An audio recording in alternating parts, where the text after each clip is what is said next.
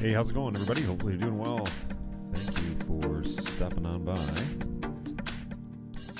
I'm gonna have to manually turn the music down because evidently my I think my inputs changed on vMix, and so yeah, I have to. Anyways, I'm just waiting to hear my own voice. All right, that sounds pretty good. So we're gonna go with that, and let me know if you need a little louder because it might be actually slightly low. Let me do this. Might be a little low, but hey, how's it going? Hopefully you're doing well. It's been a busy couple of weeks. I was off last week. It did not stream.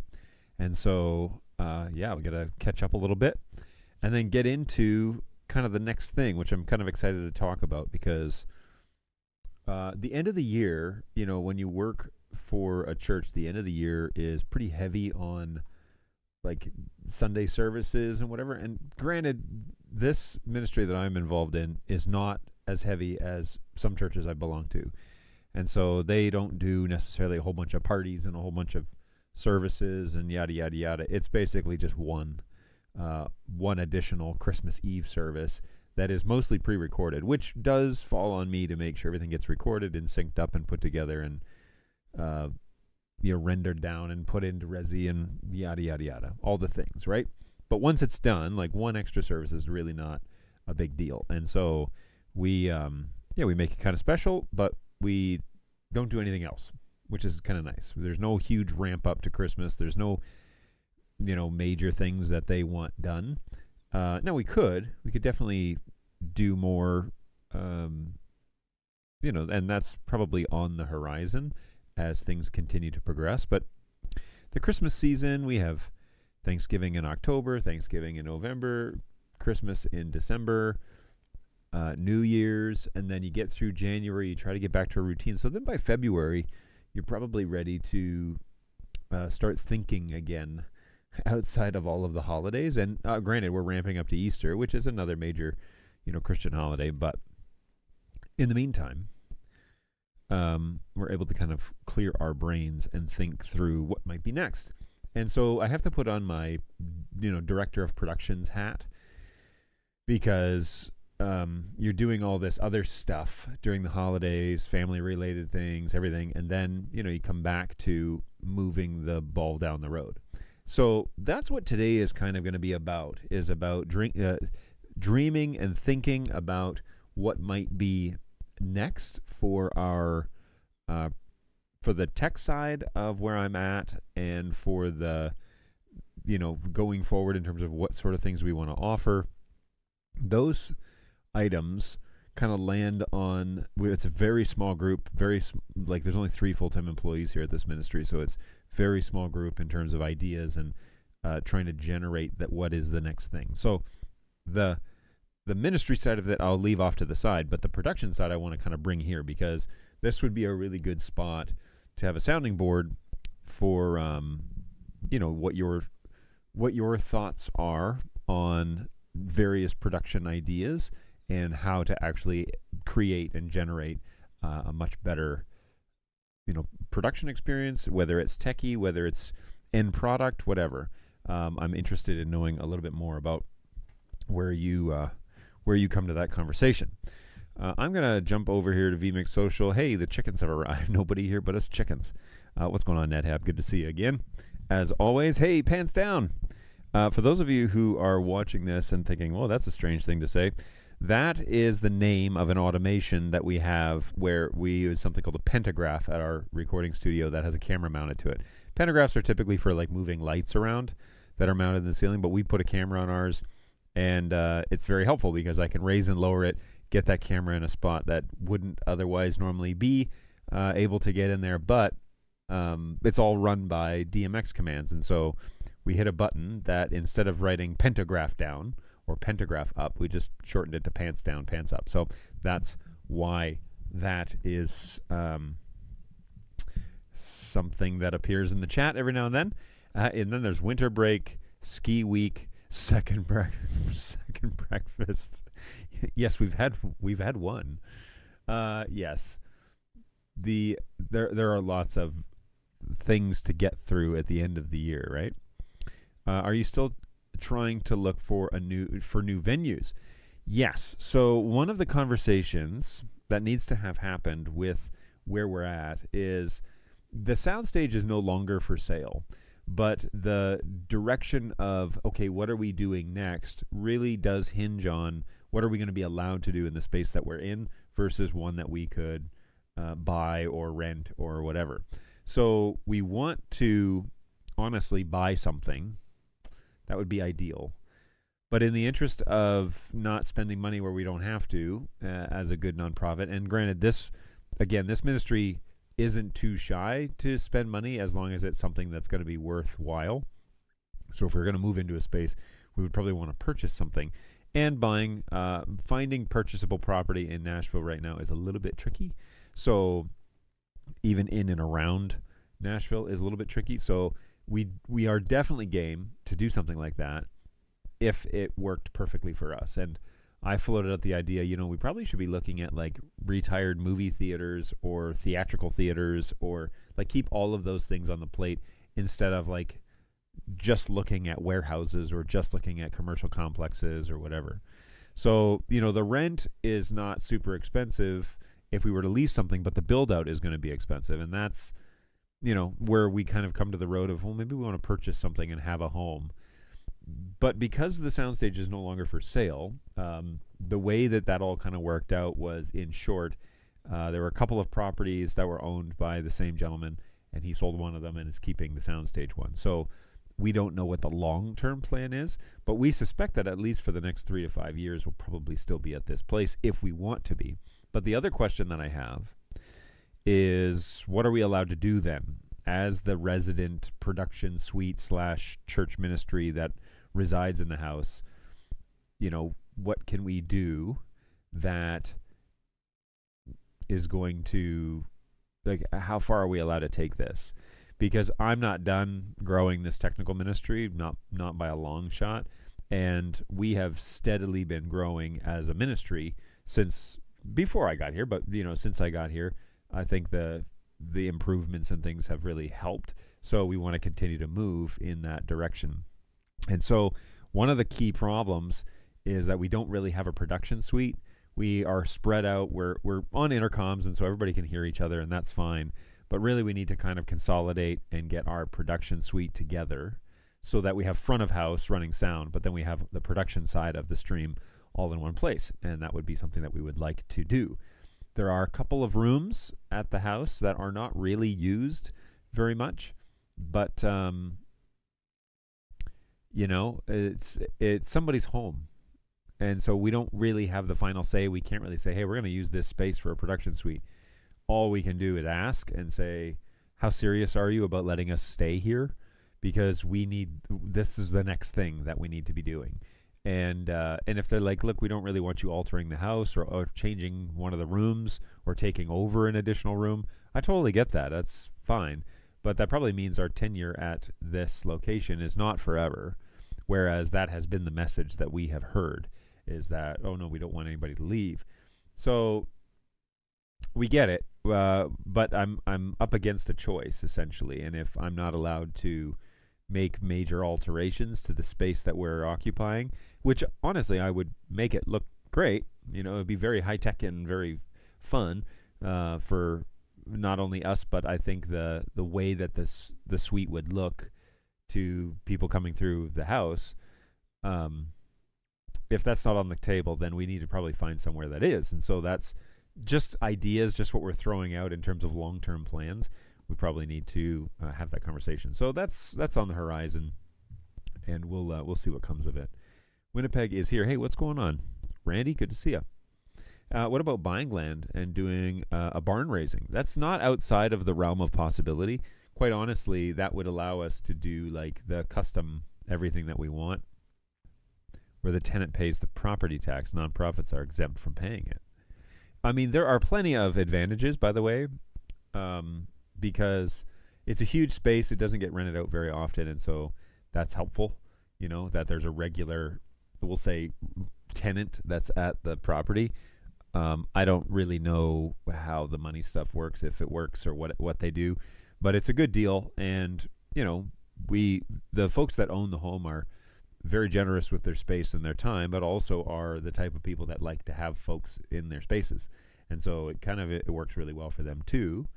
I'm sure being over there all the time is not ideal. That's why I work from home most of the time, and I don't have an office per se, because if I was to go in, I would need to work on the computers that were at the soundstage. So it wouldn't make any sense for me to go to the actual Safe Harbor office, which is over just across the highway in Franklin. But it would make more sense for me to go to Brentwood and do some work there. So, anyway, there are pluses and minuses to all of it. But now we get into the place where we really need the space to be tailored to us. And if we were moving, we could do all of that. And matter of fact, we almost moved, and just found out that we were going to kind of be forcing a square peg into a round hole, and we didn't really like the way that it was shaking out, and then it ended up being way more than we thought it was going to be. Every alteration seemed to be $10,000 or more, and just decided, look, we could put our money better in a better place elsewhere. So, yeah, there are options on the horizon, but so this feeds into some of the conversation I want to have today about potential projects that we are considering. Let me jump over to Google Drive real quick, because this is where I was building this out. And here it is. So there are actually several projects that are on the horizon for what I think we should try and do this next year. And I've just tried to budget them out. That's kind of where I'm at right now. My vision for them has come together, but I try and think about them for 6 months before I really actuate anything. But some of them are pretty simple, and other ones are not. So we are going ahead with the infrastructure to do Dante multi-track recording, because that is that's going to enable us to master certain songs. So when we either record on Sundays or do private recordings or whatever, we can start actually building out music done by our ministry. And that's because we're primarily online and we're all media all the time. Sound is a big one. And so we want to actually have a place where we can provide some of that. And I don't want to just rip the songs off of the recording from the live stream. I would like to have the luxury of downloading the tracks, all of the tracks, and importing them, into some sort of audio processing and mastering those tracks. And so that project, I believe, is going to go ahead in the next 2 months, just basically letting budget roll over. But the multi-track recorder that I'm going to go with is actually a Tascam multi-track recorder. I can pull it up here. It's the DA6400. 6400. And let me show it to you real quick. Yoink. All right, so here is that DA6400, and it has the option for a Dante card in the back, which is in this expansion chassis here. So we would need to obviously get that, but which one did I have here? There's a lot of different configurations, evidently. But anyways, this, here are the cards. So Dante card right here. And that just allows you to plug in your Dante network, and off you go. So if we were to spec this out, continue shopping, products, Bueller, maybe not. Do I just click on the card down here? Where are we at here? Yes, that's the one I want. Okay, well, anyway, we will, it says with optional slots for Dante card. So let me look here real quick. And Sweetwater, do you have Tascam?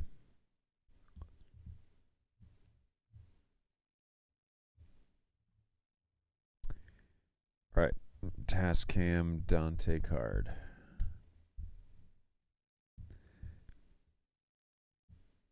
The interface card is $1,400. Do they sell a unit that it's all together? Because certainly Tascam Dante interface. Well, the other option is to do this via software. Recommended accessories. Yeah, because I don't want to drop. Well, I might have to, but I don't want to drop $4,500 on this thing, given that it's already $4,000 to start. But it is the easiest method forward. I wonder if there's any way to get this, to find this less expensive than. Geez, that's a very expensive card.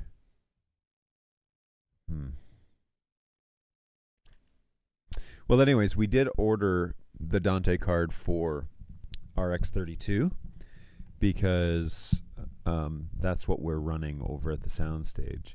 So, hey, do you have a Behringer wing? I have an X32.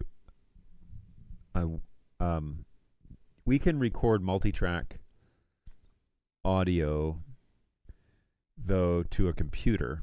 The issue I have with that is, like, it's another thing, you know, like, it would certainly be cheaper, but recording, multi-track Dante to computer. I was talking to a guy last week about doing that, and he just said, oh yeah, we just use Reaper. And I don't know much about it. So I need to find out what's required, what sort of computers required, because that may be just doing a Dante DVS and then using Reaper to get it. And the guy I was talking to is just like, yeah, everybody I talk to just uses Reaper. So Reaper Digital Audio Workstation. It is a DAW. Audio production. Download Reaper. Purchase. Cost not so much. So this is, I believe, what I'm looking for here. A discounted license? Why is it discounted? I don't understand. You may use the discounted license if you are an individual. You are an individual or business using Reaper commercially. Or you're an educational nonprofit. That's what I'm using. So nonprofit, and then do we get some videos here or something that will show the best things? The best start here. Watch Reaper video for new users. Yeah, because then Reaper can just use the DVS and bring in all the channels. So honestly, like, this might be the get a computer that's dedicated to this, right? And then this would be a part of the production suite. So that's probably what I should do instead of getting the Tascam, which is going to drop like $5,000 by the time it's installed. All right, well, I'll look into this. Purely for recording. You know, that's kind of what I'm thinking. Let me jump back to chat here. So, yeah, the X32 only has one card slot. So you can't do Dante and multi-track recording at the same time like you can on the Wing. I use Harrison Mixbus. Okay. I can check that out too. I need to do more research, I guess, on Reaper itself, but I'm interested. I just want it to be simple, you know, like I don't want to overcomplicate it. I don't want friggin' Windows updates. I don't want any of that stuff. I would really prefer to press a button and all the tracks start recording that I want, right? So we would need a digital, a Dante virtual sound card, and we would need Reaper and a computer. So that might run me $2,000. And if I make it headless, then that's even better. Like I run it on a Jet KVM, which I've actually been very happy with. Like I mentioned, I was on the road for the past week and a half at various places, and I was using my Jet KVMs to remote in here to home to do some things, to look up stuff. In the evenings, I worked for Safe Harbor to get all that stuff done. Last Sunday, I kind of got it, you know, we'll say by the skin of my teeth. It was pretty pretty last minute that I got everything done. This week I'm further ahead, so today we'll be building the service and everything, and that it feels much better. But it's been a busy couple weeks. So being on the road, there are some challenges, and I just need to do better about time management, to be quite honest with you. But I don't want to necessarily have to show up, and I don't know. It's something about having to load new files on Windows and make sure everything's connected and tested and yada, yada, yada. It's just, there's just so much to think through. And so if Reaper makes it super simple, then I'm cool. But if it's complicated, or if I can't, now there's a whole section here on automation. So that's exciting. It looks like they've got a lot of demo videos or articles. And so we'll check that out. That's for sure. See what, it was recommended that I check out Reaper. So maybe I'll do that. Maybe I'll save us some money. I have seen really cool ways of managing a lot of hardware via network racks. And so it's sparked some things in my brain as to how I can do my projects better, cleaner. So the first project is the multi-track recording. I'm going to,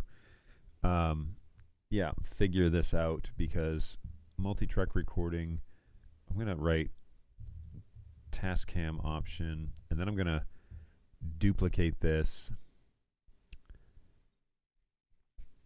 and this one will be more computer oriented.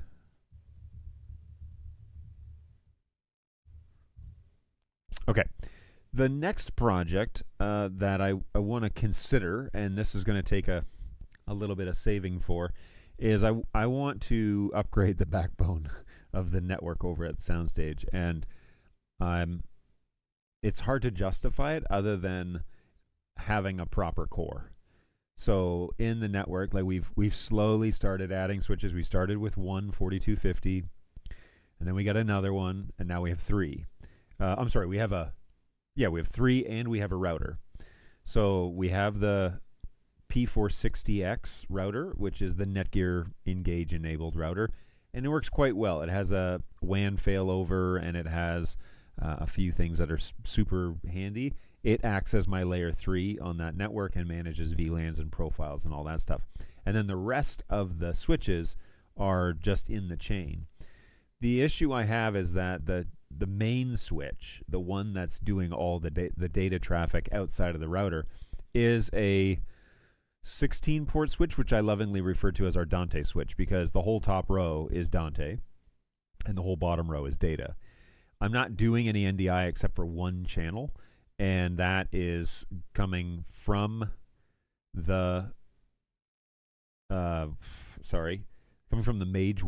encoder on Cam 4, and is coming into ProPresenter. And so that's actually on the data side, I believe.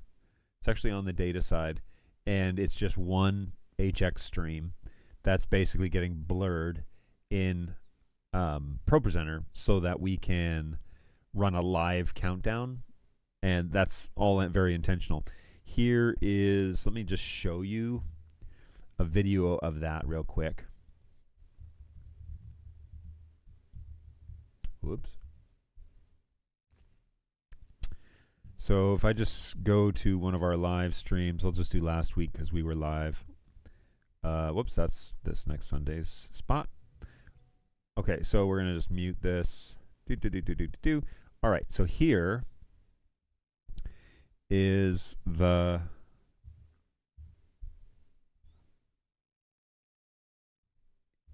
live stream for the service. And as you can see, the stage lights are down, and you can see somebody standing there in the front kind of vaguely. You can see Cam 1 that has a green light on it. It's in preview right now. But the camera, this is Cam 4. It's a blurred background, probably a little too blurry, to be honest with you, but I don't have a requirement for the ladies that set this up. So the blurred background, but this is live. This is what Cam 4 is seeing on Sunday morning with 5 minutes to go, 5-minute countdown.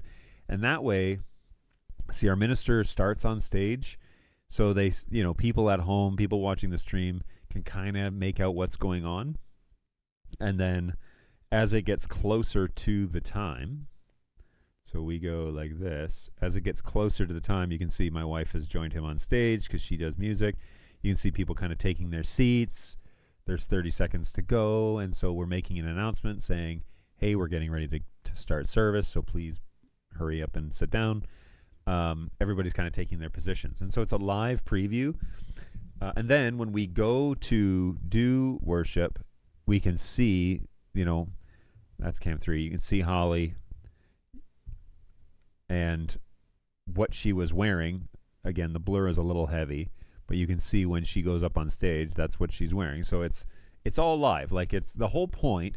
My theory on this is that I wanted what we do on Sunday mornings to be intentional about video and it being live.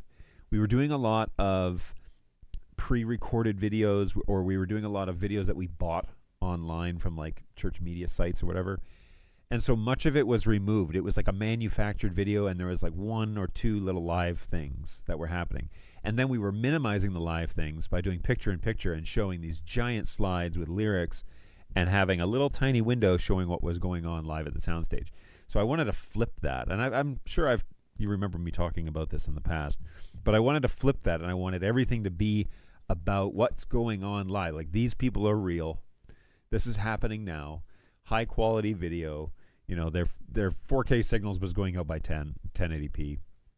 I wanted it to be about it being happening right now. And so the emphasis is on full screen video. When we do lyrics or scriptures, we put them up as minimally as possible so that people can see the content, but they don't miss the live thing. And when Patrick goes on and he leaves the scripture behind, then we take it off the screen and we let the video be the dominant thing that's going on the screen. So he's talking heavily about the scripture here, but you can see it probably about here. Yeah, we remove it because he's kind of moved on from that reference. So that is kind of the thought process, the philosophy behind the live stream is everything on the screen, every pixel on the screen should pretty much be live, with the exception of our announcements, which we don't do live. But you can see here, even these things are videos. There's no still backgrounds or anything like that. All of this stuff is moving, like it's on purposefully moving. They're all video oriented. Yeah. No stills. Oh, I'm sorry. Right here. You can see all of our announcements and everything. It's all video related. Everything on here is the elements are moving. The words are the same, but it's on purpose. Everything is supposed to be about it being live. So that's it, very intentional, and that's a notable change about the flavor of what our live stream is that I don't necessarily want something dominantly taking over the screen that's just a static image. Instead, those items, those elements, are what I like to call as see-through elements, is that they appear on the screen but they don't obstruct what's happening on the screen. Oh, and a good example of this is we invite people to join us for like a Q&A. So if people have questions at home, we invite people to join us with Q&A. And so a couple of times during the service, we will put up a prop. If you're familiar with ProPresenter, we'll put up a prop that says, scan this QR code to join our Q&A for today. And people can scan it, can ask questions, or they can go directly to Slido. But again, this element is off to the side. The QR code's off to the side. It's not obstructing the screen, and the words are see-through. They're basically, you can see the words. There's a drop shadow on those, but nothing is obstructing the visual engagement of the video on the screen. So it's extremely intentional. Nothing is, I don't put anything on the screen that I don't think through a lot, because the point of our live stream is that we are streaming live. So there shouldn't be any sort of static images that don't contribute to the live element. Now, I did a video actually from here. This is a couple of weeks ago. I did a video from my office, and I was just explaining what explaining the, it's a change in Slido. They discontinue their app, so that's what I was doing there. But again, full screen. It's not just it's not a voiceover. It's not images. It's live video. Everything we do is live. So, anyways, that's the philosophy side of things. What's going on, Bugsy? Good to see you. Welcome, welcome. Okay, so what other projects are we working on? What are we proposing? Well, the first thing is, I don't know how I got off on this. I'll remember here in a second. I want to upgrade the backbone of our network switch, and I want a true core at this point. So I want fiber.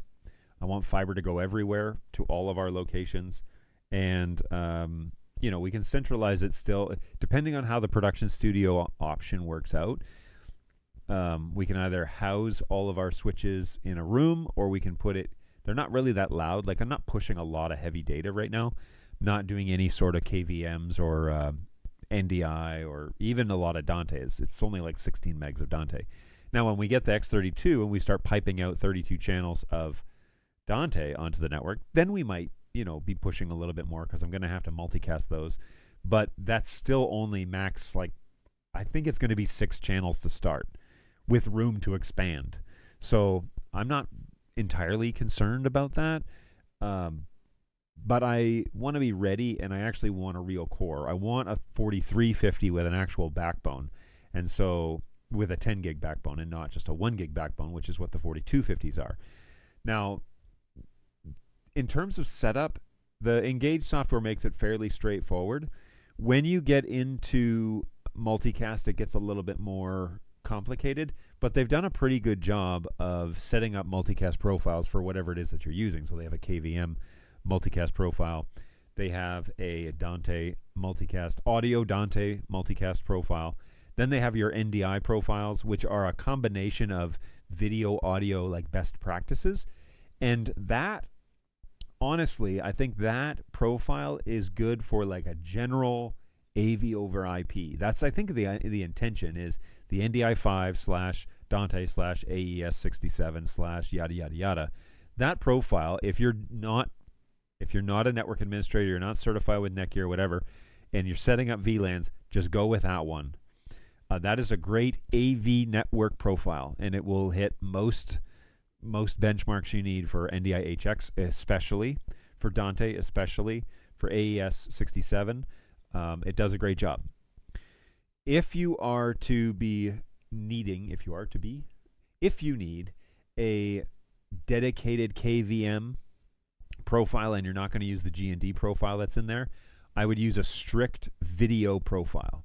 And this is primarily because you're sending multicast video profile over the wire. So if you're not using G&D, or you want a more generic KVM multicast setup, then I would use a video profile that is configured for multicast, because that's going to be required. But the data, my only gripe about the profiles with Netgear is that you can't really do anything with default 1. And all the switches are default when you turn them on, which means that you can't really do anything. It's intentional, okay? So the reason why they have default 1 and you can't change anything really about it is because all of their new switches, when you plug a new switch in, shows up on default 1. The issue being is if you're managing a network and you change the VLAN management network, VLAN, to something other than 1, then you're going to have to either tag the VLAN 1 on the management VLAN that you're using. And I know I'm losing some of you here in this language. But if you change the management VLAN, let's say you change it to 10, all right, all new switches that you plug in are going to discover on VLAN 1, which means that you still need to be able to see VLAN 1, even though you're not using it, on the management port that you're using to use Engage. And so you tag VLAN 1 on whatever port that you're using on your management VLAN, in this instance 10. That way you can still see the discoverable data and add the units and push the profiles and then bring them over to whatever VLAN configuration you need. So that's fun, but also a little bit annoying that discovery doesn't happen on all VLANs. but I understand why, because if it's blank switch, you can't predict that. But it would be nice to use something other than VLAN 1 slash IP address to discover devices. And I think a safe way to do this would be IPv6. So have IPv6 enabled, and when the switches see IPv6, a switch show up on IPv6, it would connect to the Engage software regardless of the VLAN that it's on. You know, so it might be a way around it in the future. But the Netgear guys are diligently. I actually got to work with one of the Netgear technicians. I think he was down in Florida or something like that. Like A+, man. This guy was just great at working with us, but also working with the product, but also having resources to tap on people's shoulders to find out more complicated, questions about integrating certain switches with others. And it was just fantastic. So I have had nothing but positive experiences with Netgear and their support, design, and their technicians. Okay, 3 different things. So just across the board, it's been a great experience for me. I hope that you also have that experience, and if you haven't, I'm sorry about that, but I've had a great experience working with Netgear. Have you seen the new BirdDog Play Pros that can act as KVM directly to an NDI screen capture? I have seen that, and GoWeb. What's going on, Sanaya? Good to see you. It's been a little while, but hopefully you're doing well.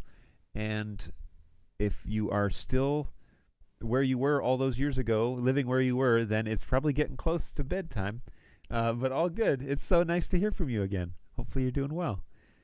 Hey, yes. So the Play Pros. Let's go back to this question. I didn't want to miss Sanaya because that's a fun throwback. I have seen the announcement, and you may remember from a previous show 2 weeks ago that I was griping and complaining because the units are not available for purchase, and yet we're talking about them. And my soapbox was, don't talk about them. Don't talk about them until I can buy one, because I don't believe you. I don't believe that they are real. And the Broadfield Distributing, who is BirdDog's one of their primary distributors here in the United States, have changed the Play Pro status from unavailable or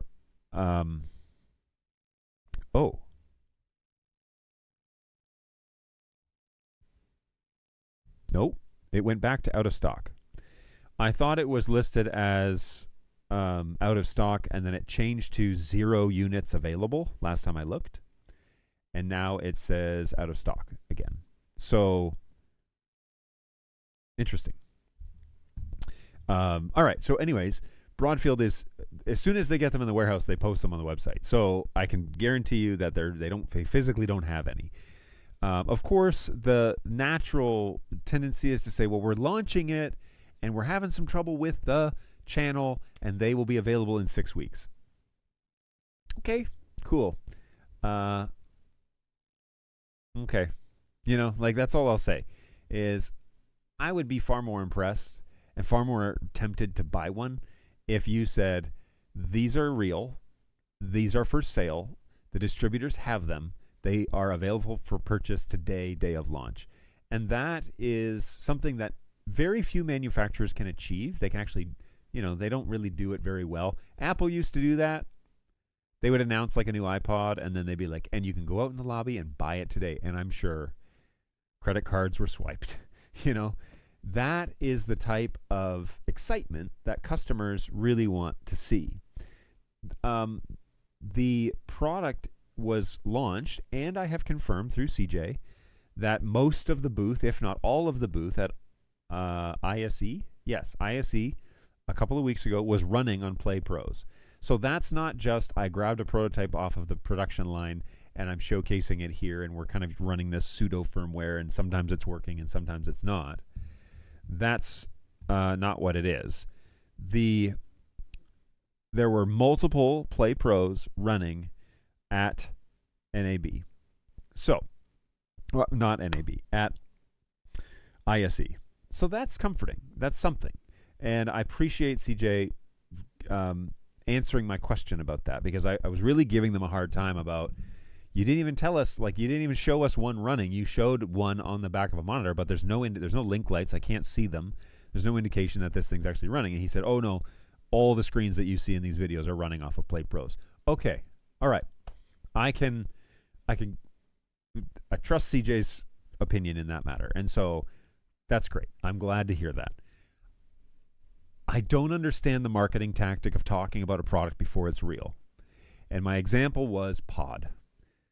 They still have it on the website. They still have it on the Broadfield inventory saying out of stock.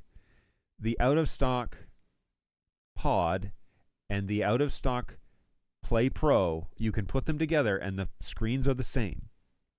They look the same. Their status is the same. But we know that Pod has been up for like, what, 2-3 years? So it doesn't, like, in my consumer brain, it doesn't instill a lot of like excitement about the new product, although CJ said that they are real and they were running multiples. And so, I take that takes the edge off a little bit. But I would really like to just see a product launch that is available for purchase. Yes, it's real. It's done. The firmware's finished. It's stable. That's what I want to see. I want to see that from any manufacturer, by the way. I don't want to hear about, this is coming up. It's going to be like from Blackmagic. To be fair, I'm a fan of Blackmagic. We use them in our installation. They launched the Blackmagic encoder decoder, and we were sold on that idea at NAB last year. It did not become real until early this year. Like, they just launched the encoder. The decoder's been around, I guess, for a while. But anyways, they announced the encoder recently. Well, we went and bought their previous thing because we had a project that was due. And we waited and waited and waited until like September. And I contacted Blackmagic through contacts that I have. And I said, what's the deal here? And they said, oh, well, we're just finishing it up. And I was like, but you announced it at NAB. And it was like coming soon. Like, Grant is on record, on video, saying all this will be ready in 6 weeks. You know what that does to my psyche as a burn me once, shame on me? No, burn me once, shame on you. Burn me twice, shame on me. And I'm not interested in that. I need solutions today. I need things that are real. So announcing a product and like getting the hype going, and maybe you're going to have an official product launch at NAB or something like that.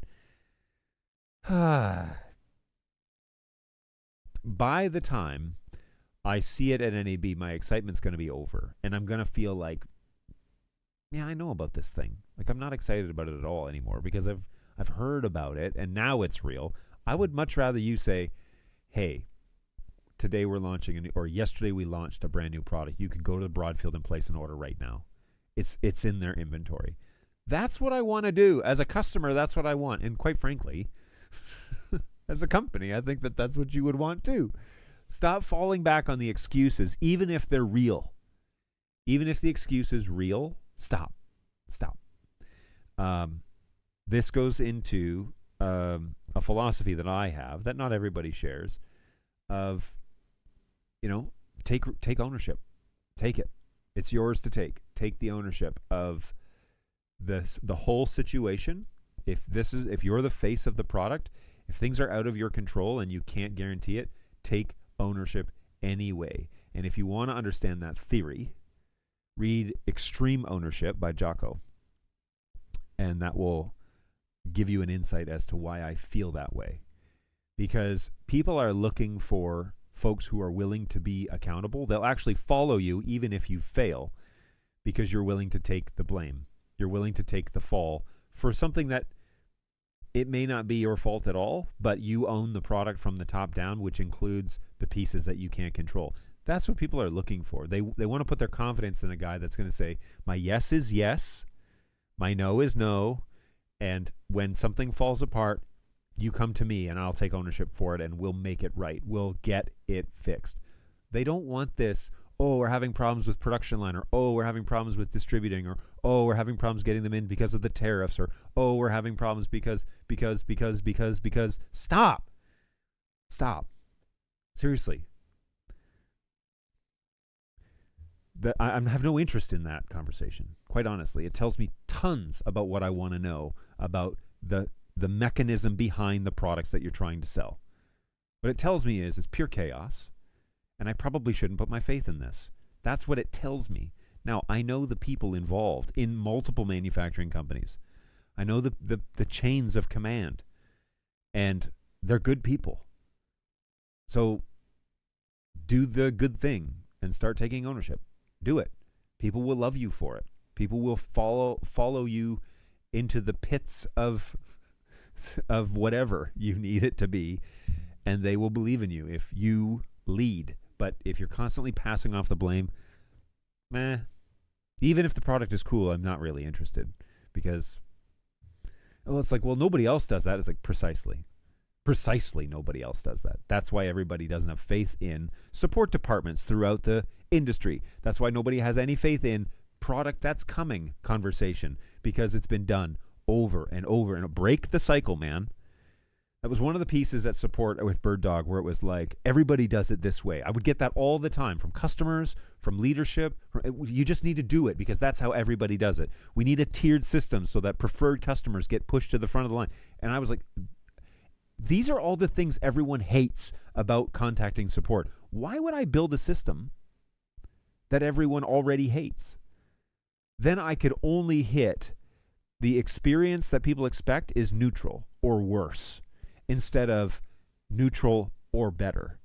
If I break the cycle of crappy support and I provide a different style of support, maybe my theory of how support should be done is not going to work. Maybe. But I know what's not working, and I don't want to mimic that. Right? So let's try something new. Let's try something different. Let's adjust.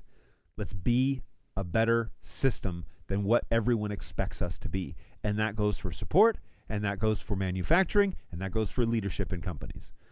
Like, hands down, that's the sort of calling that customers who are spending hundreds of dollars, thousands of dollars in some cases, that's the sort of people we want to put our faith in. Anyway, I digress. Hey, that's one thing I do love about Unify. I can have some of the VLANs see other VLANs if I want. Yeah, it's inter VLAN routing, right? That's what that is. You can permit certain VLANs to talk to each other. So it makes it easy to go and discover gear. So are you thinking of going to Infocom? I haven't brought it up. I know that Infocom is probably a little more aligned to what it is we do every day.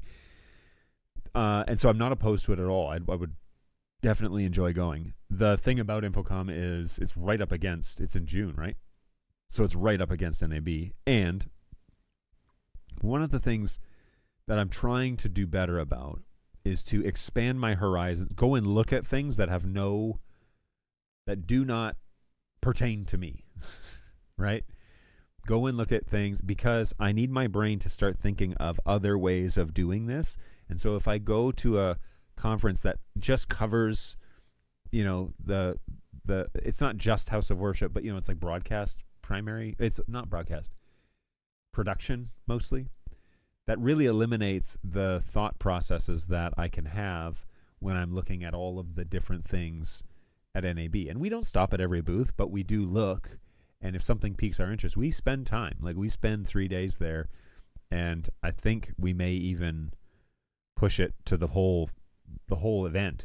When we left last time, we went Sunday, Monday, and left on Tuesday. And by Tuesday afternoon, the crowds had left. But that might be a chance for you to actually talk to people. And when I came home, I watched on Wednesday, or is it just their version of Pod? Magewell Pro Convert IP to HDMI. Second. Okay, oh my gosh. They definitely beat them to it. Magewell, I run one. I'm not sure that this is going to sound so strange coming out of my mouth. I think I trust KiloView more than I trust Magewell, but I am running Magewell products, and it seems to be working just fine. This guy is from IP stream to USB with no extra software. Oh gosh. Yep. Is it real? Can I buy it? Hold, please.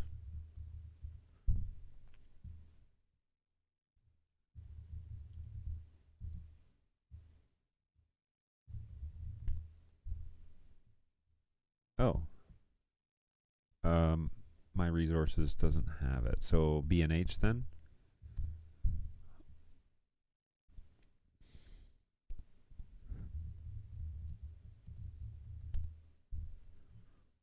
Magewell. Convert 4K HDMI to NDI streams. Convert 4K HDMI to NDI streams. Convert. What's it called?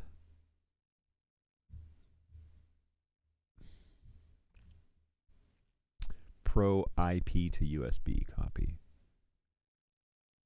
Yoink, yoink. Now there's a reason. I should say. Oh, here it is. Magewell Pro Convert. Oh, it's real. In stock. Available per purchase today. When did this get launched? Do we know? Does anybody know? Yeah, here it is, guys. It's Pro Convert Magewell IP to USB. Plug and play USB output. Magewell Pro Convert is a plug and play UVC device, receives a single IP stream. What's the switching capacity of this? Like, how do I configuration via WebUI or Magewell's hub control? WebUI allows firmware upgrades, diagnostics, setting adjustment, remotely control PTZ cameras via NDI or VISCA over UDP. Supports API for custom integration. There it is.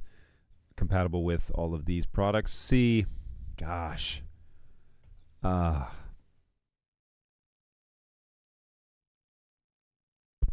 It's a gigabit. USB-C 3. 2 channels of embedded audio. Supports. Where's the protocol? NDI, NDI HX2, HX3. Yeah, they beat them to it. It's real.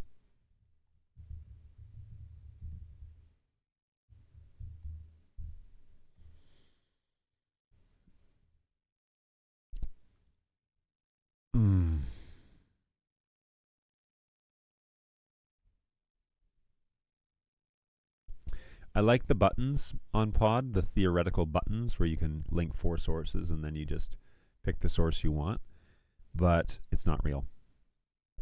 And for $50 more, you can buy a real unit. That's a bummer. I hope you can. Is this PoE? It must be. Oh, it's probably USB. I hope the sense that you get here from me is that I'm very sad about that. Mostly because this is market share that's gone. Substantial market share. Guys have been poised, ready, and then somebody else comes out with something that's real, free 2-day shipping, and you're not going to recover now. When you ship your product, you're too late. So you've either got to remove Pod from websites or create something that's better than this, that's cheaper than this too. Not just better, but cheaper. And that's a tall order to climb, because that's not easy to do. That's what we found out, is it's not easy to do. Ooh, it has the little locking screws. That's cool. See these on the sides on the USBs? It allows you to have the little lock clamp on it so it doesn't come out. So you can install this under a table with it where a laptop would go and plug it in. You could then, in theory, plug this into like a Anker docking station. I have a couple of them here. An Anker docking station, and have it permanently installed, so when you plug in the USB-C into your laptop, boom, you get your NDI source as your webcam. Shoot. That's cool. Good for Magewell. Good for Magewell. So there's also something to be said about radical transparency, weekly updates telling everyone exactly the stage of production and logistics and progress. I like where your Uber driver is going. Wait, so it's like seeing where your Uber driver is before they get here. True. Yes, the product is in stock at B&H. And Infocom is June 17th to 19th. So, NetHab, you make an amazing point. And here's what I want to say about that. That only works if you have a track record of if you're known for execution, meaning you're able to get a job done on a deadline. And the thing about manufacturing, to play a little devil's advocate here, is it's extremely hard to predict. It's like playing the lottery because you never know what's going to happen. You don't know what government's going to change, what rule. You never know, quite frankly, if you're manufacturing, we'll say in a different country across the world, you never really know what ebbs and flows you're going to get. And so to be consistent in manufacturing, it's extremely difficult. And so let's give credit, or play devil's advocate here a little bit before we are too harsh. But it's extremely difficult, and that's nobody's fault but the fact that we don't rely on manufacturing chains elsewhere other than mostly China, put it that way, including chips, boards, manufacturing products. It's all done over there for now. And for the price that the reason why it's $350 and not $750. So, okay, let's put that out there. It is very difficult.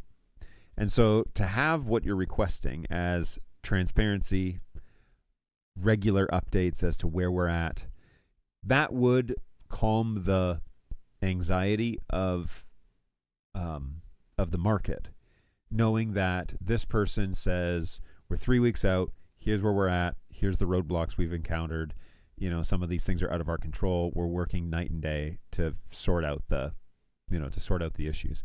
Then people kind of give you some credit. The question I have for two things, the question I mostly possess though is, why are you in a position where you need that? Like if you don't need any of it if you approach the launching of products when they're ready.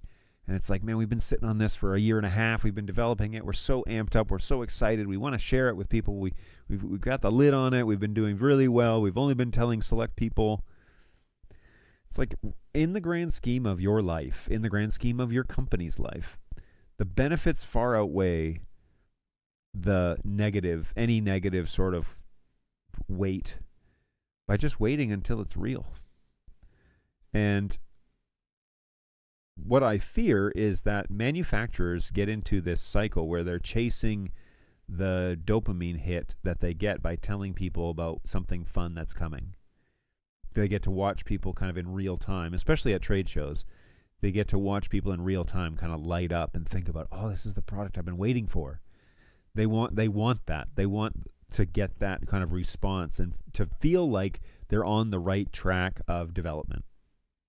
I mean, that's my impression. When I was at NAB and I walked around the booth and Blackmagic told me they had an encoder decoder coming, that it was announced, they had big posters about it, and we were like, yeah, this is what we need. This is the thing we need. They were like, yeah, it's going to be great. Like, great, when is it available? They're like, 6 weeks. Well, it didn't come out for like 6 months. And so, unfortunately then the customer is like, that's typical.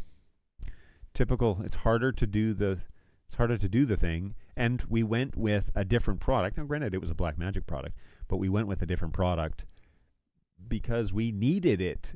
And they were talking about it, and we were like, yes, then our method will work. Let's lock into this design. And then several months in, 3 or 4 months in, I was like, this thing still isn't around. They're like, well, it should be out in about 6 weeks. And I was like, I got to do this now. Like, I thought this would be out by now after 3 or 4 months, but it's not. And so I got to choose something else, and I got to choose something that's real and something that is supported and something that is available for purchase. I got to do that now. So, yeah, it was a bummer. But I think that goes across the board. I think customers, when I go to NAB, unless somebody says you can buy it today, I take it all with that's cute, but I don't believe you, because the industry has taught me not to believe until I see it. And call me Thomas, but I'm a big doubter when it comes to people actually executing on a plan, on a schedule. And it's like, well, we couldn't have predicted. It's like, that's cool, but you're definitely passing off the buck to somebody else. And it makes me wonder, is this really a company I want to do business with? That when problems come around, nobody takes ownership? When a problem comes around with their product, they're not going to take ownership? Like, no thanks. I would rather buy from a faceless, nameless, foreign company that's going to flat out say, there's no support. There's no support for this product. And I had an intercom system that was precisely that. And when things started falling apart, what did they do? They tried to sell me the next generation. And I left them. I'd rather deal with that, because at least then I know what I'm getting. But this whole like false confidence thing that's going on, I'll buy the product when it's out in the field and people have been testing it for a year. Then I might think about it. But until you change your ways, I'm not going to put my money, I'm not going to give you my money, because that's a gamble. And it's a gamble I can't afford to take right now. It's a gamble I don't think any of us want to take. So who should change the pattern? Should the customers change their pattern, or should the companies that are manufacturing the products change their pattern? I personally think it's the latter, not the former. Me personally. And that's the way I approach my installs. If I'm speccing out installs for somebody, or if I'm helping somebody with an install, I don't ever talk about things that are not real. Because they're not interested in, hey, one day we could maybe.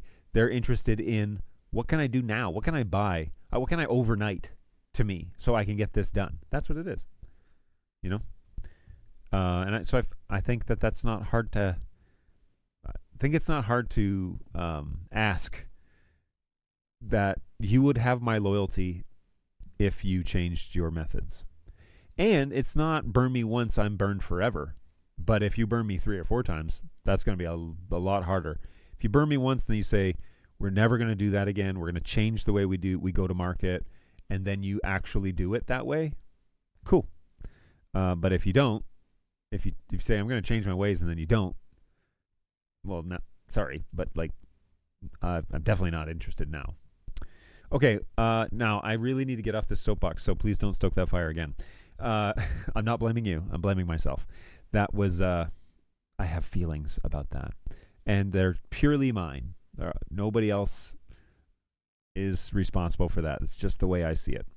So one of the things that we want to do, and this might interest some of you guys, but one of the things that we've talked about on this show, but I really want to try and do, is to create a system where you can watch our stream from behind the scenes. Because, and this has come to a head the past couple of weeks, I installed a Studio Tech belt pack down at the moderation desk, which is, we have 2 wonderful ladies who volunteer every week to keep an eye on the chat in our on our live stream, just to make sure nobody's trying to hijack it. Now, I use Nightbot. We don't allow all caps. We don't allow excessive emotes. We don't allow a handful of things, because we try and keep it somewhat orderly. So we use Nightbot, and we also require people to be subscribed for 5 minutes before they check in. So it filters out a lot of the spam bump, like the dumps and the get free followers here, those clowns. They have to subscribe, and then we can ban them if they do stuff like that. So we can moderate.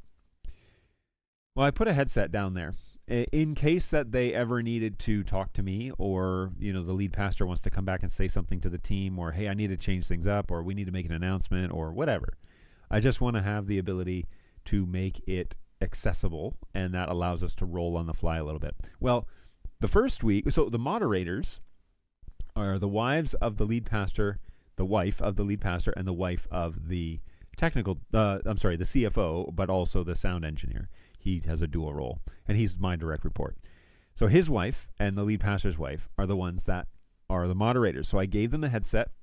I showed them each how to use it, and the lead pastor's was on 2 weeks ago listening in, and the last week was my technical associate, the tech lead. We're both kind of the same in terms of that regard, but my boss's wife was on last week, and both of them came back separate weeks and just said, I have no idea what goes on behind the scenes to make it look like it does.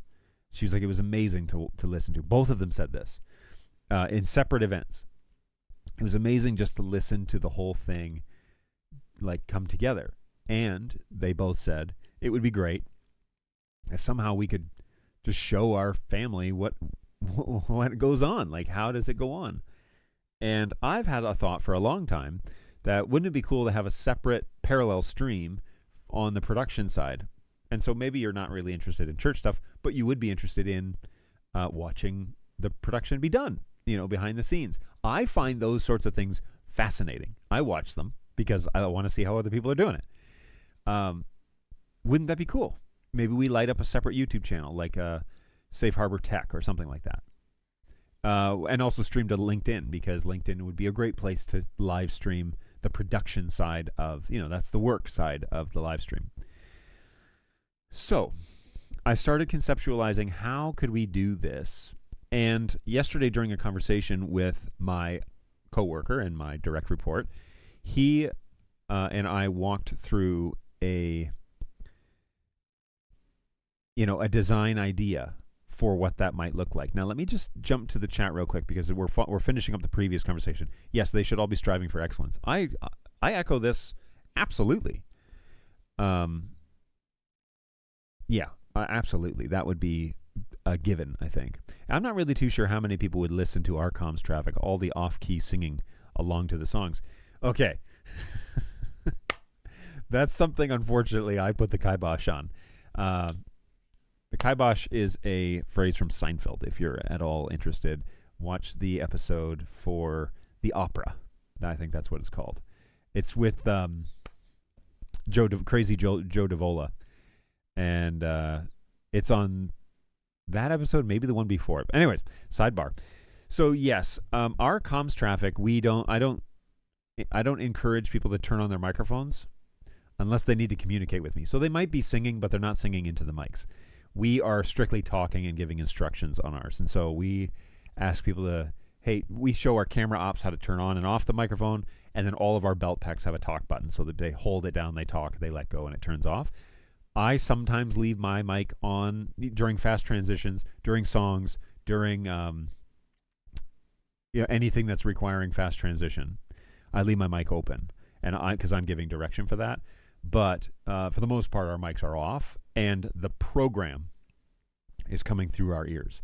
So we use a ducker inside of the Radius Symmetrics system, and I pipe the audio from left and right into 1 and 2, which is left and right on those belt packs. And then I use a ducker to duck that audio and put our chat conversations on top of it. So that is probably the audio I would use during the live stream so that people can listen to us and listen to the production at the same time, but kind of be in our heads that way. So we talked about this idea and how to execute it.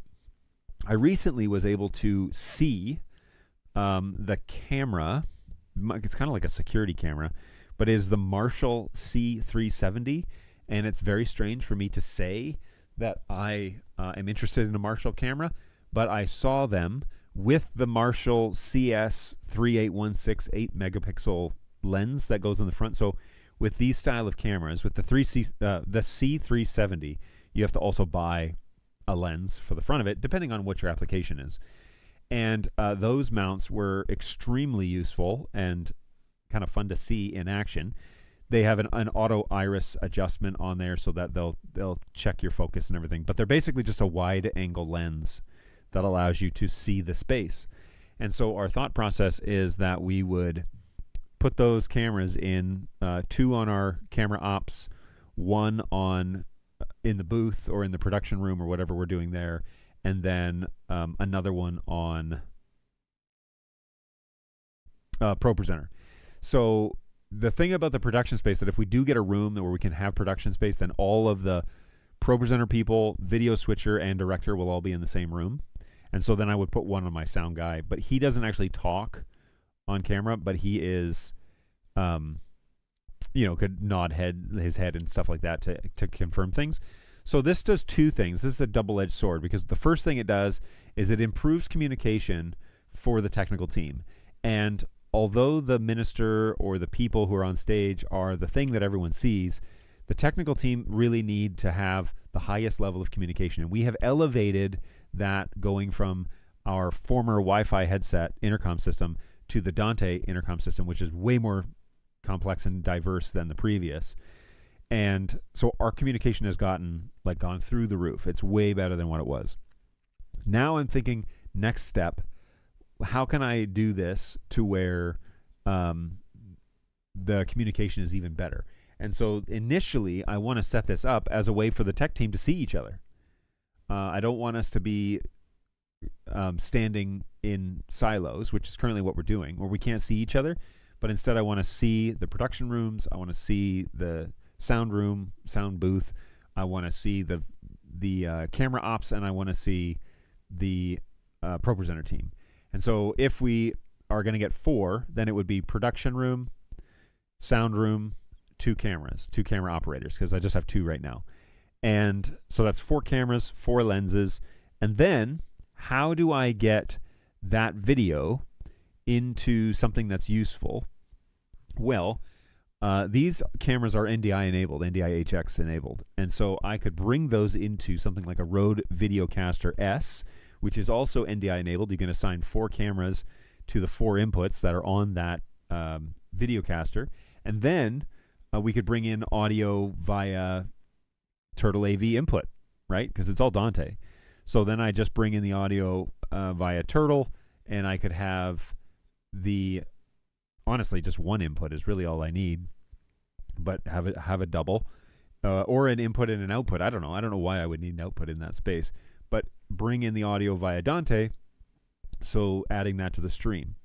Now the Videocaster does like video switching, so if an audio stream lights up and hits a threshold, it'll switch to that camera automatically, which is great for interviews, where you don't have a video switcher, but you're interviewing a person, you have 2 cameras and a wide. The default is the wide, and when microphone 1 talks, it goes to cam 1. When microphone 2 talks, it goes to cam 2. And it auto switches for you as a final product. That is actually a really desirable feature. However, I'm thinking more that we would do a multi-viewer. And the reason why I like the Marshalls is because it's a 1-cable PoE device that does NDI. Unfortunately, though, I can't bring it into my Constellation, which is strictly SDI. And so I would have to convert all those signals if I wanted to with an NDI to SDI converter. And if I was going to do that, I would want to have like it all in one card, like a quad or something like that. But I don't know of any products on the market today that would convert 4 NDI signals, 4 NDI HX signals to SDI. And the card, I believe, from BirdDog is straight NDI, full bandwidth. So I don't think it's an HX version. I could be wrong. Let's go to the site. Because the quad, right? The quad does 2 encode, 2 decode last I checked. So the OG4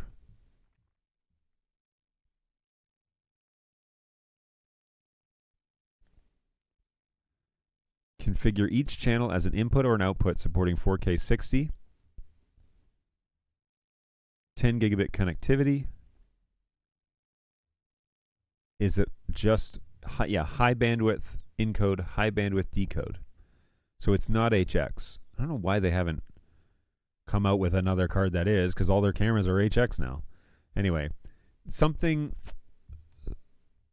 like this would be great, but it needs to be an HX system and it needs to work. And so you would have to get an Open Gear chassis, get this Open Gear card. Now we're talking about $5,000 just to do the convert, which seems like a lot. It would definitely give you a lot of expandability if you want to buy other cards, AJA and Dante cards and whatever. That would be great. But you know what? There's an interesting question. Open Gear Dante cards. What Dante cards are out there for Open Gear? Open Gear 12G SDI Dante 64 channel embedding by AJA. Yeah. So this card, what does it do? Oh, it embeds audio on SDI? Okay. I know I'm not showing the card. Just curious what other cards are out there.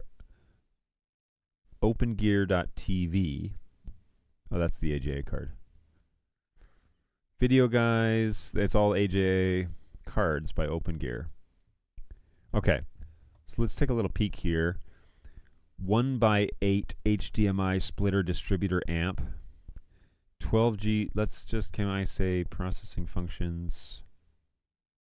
I want it to be SFP plus, because if I was to get something like this, it would go right into the core. And that's it. So, fiber conversion categories.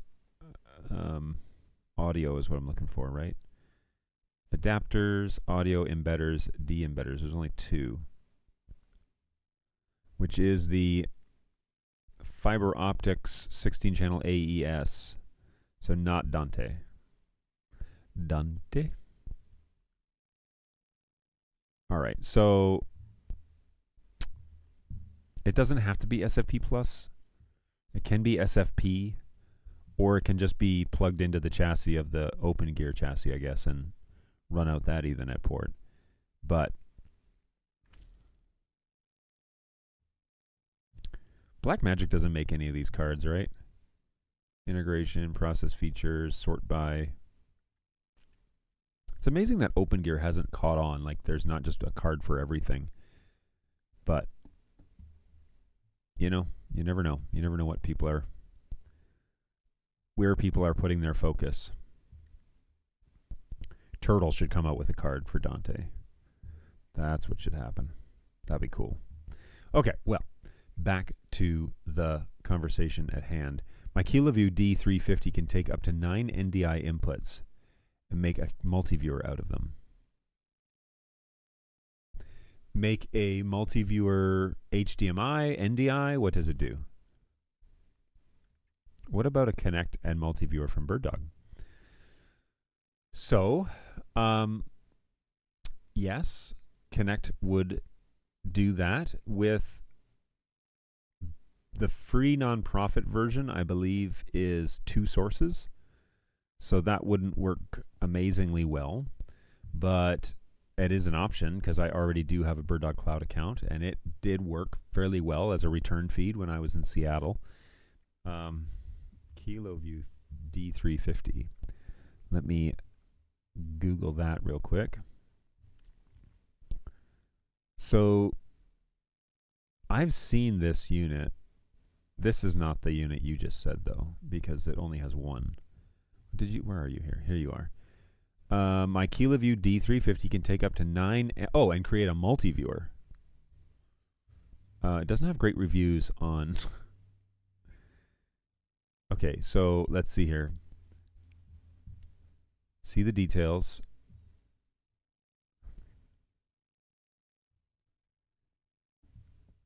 Simultaneously decoding up to 16 streams, it says, depending on the resolution. 1080p 60, 9 channels. 1080p 30, 16 channels. Outputs can be independent output, combination of multi-channel outputs, or simultaneous single stream replication. So HDMI and 2 HDMI ports and 1 3G SDI port, supporting 3 output options. Okay. That's useful. So it can create a multi-viewer.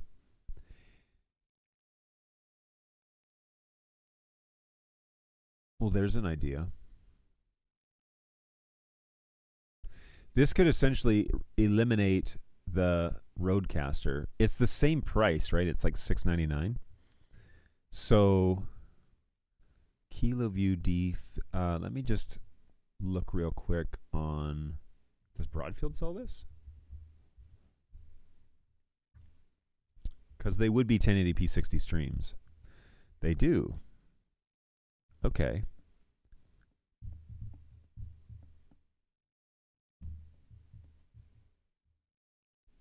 Cool. All right. So this unit could accept 9 NDI HX streams. Is that what I'm hearing? NDI. Boink, boink. Let's go down to the descriptions. Outstanding NDI is in there. To accommodate your various workflows, the D350 is compatible with all products, including the NDI HX2, HX3 full NDI, including SRT, RTMP, RTMPS, HLS, TS over UDP, RTP, and RTSP. The guarantees outstanding image quality. Okay, that's all it says about that. So the other word I want to look for is multi-viewer. So the first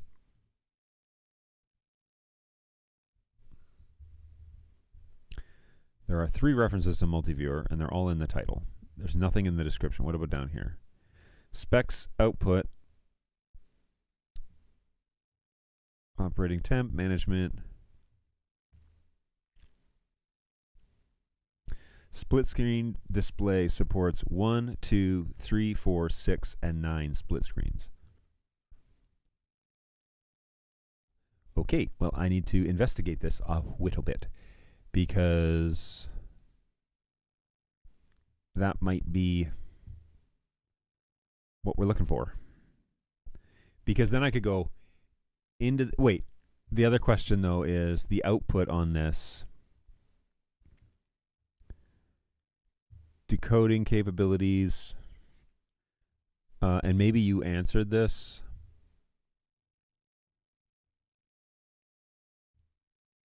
I frequently use it to power pairs of DSMs with timers and keynotes. So the question, NetHab, is what is the output? You can create multiple custom layouts and output them on separate HDMI and SDI outs. That's cool. The question I have for you is, does it output NDI? So can it combine the multi-viewer and then output that as an NDI stream? Or is it strictly I/O outputs on the...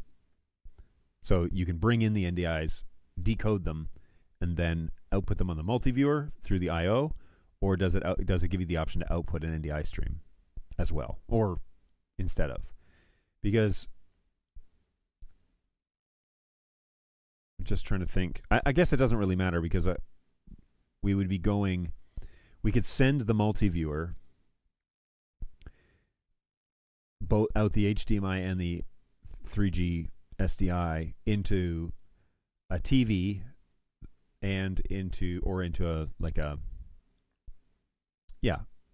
TV that would then show it in the production booth, but also send it to the Constellation to go out the second engine up into Resi as a behind that'd be kind of cool to have it all in one place. Yeah, I actually, so other than wanting to know that one thing about is there an NDI output, this might be the right way to do it, because the price is actually, it's cheaper, and it's $100 cheaper, and it does all the things that we want. Now we're gonna have to buy cables and whatever, but could take in the NDI sources. That means I don't need the Dante. Oh, hang on. Oh yeah, I don't need the Dante audio because I could. Oh, how am I going to get the audio? How am I going to get the audio into the Constellation? Because right now out of the X32. No. It's already Dante. So I need to get basically a Dante. Yeah, but how do I get it into the Constellation?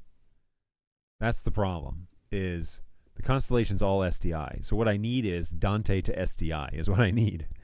That doesn't exist, right? That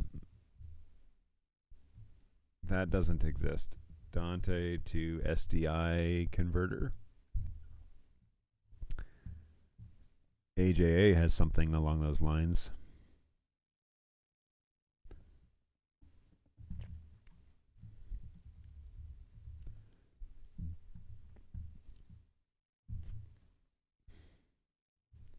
Does anybody have any ideas of Dante to SDI? That's the product I need. High performance Dante to SDI converter, the Sonifex AVN. All right, let's copy and search. Search for. Okay, so this is Dante decode to SDI output.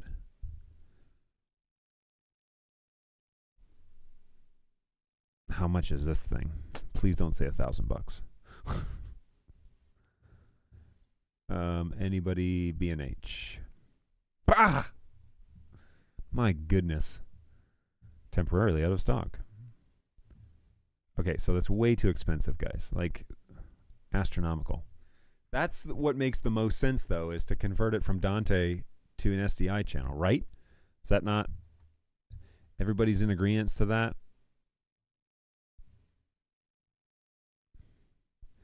We use a 4-wire RJ45 to XLR cable into an XLR to Dante converter, and then we integrate comms with ATEM.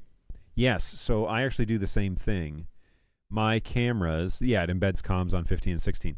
So I do the same thing with my Blackmagic cameras downstairs. I've pinned them over on RJ45, and oh, I see what you mean. Those are hardwired though from the camera, the studio converters for the Blackmagic cameras into my Radius. So we get all the audio in the Radius, but it doesn't go into the ATEM. It goes into, it goes from the studio, you know, like the little converter box that basically then turns the Blackmagic camera into a single cable connection. They go out of that into the Radius. So what you're saying is I would need to make a pin out. I've got lots of pins.